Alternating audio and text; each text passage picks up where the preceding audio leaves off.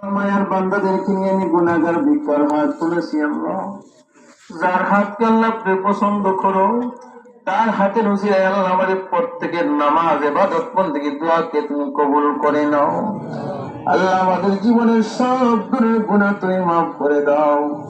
আল্লাহ আমরা দুনিয়ার মধ্যে দেখেছি আল্লাহ কোন ফকির যদি কোন মালিকের দুয়ারে যায়, সেই মালিক যদি তাকে তাড়াইয়া দেয়, সেই ফকিরের আশা তাকে অন্য মালিকের কাছে গেলে ভিক্ষা পাবে।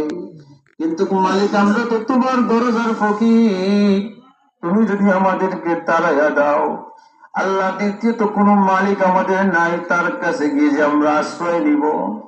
আল্লাহ তোমার দরজার ফকির হিসাবে তোমার কাছে আমরা চাইতে আসি।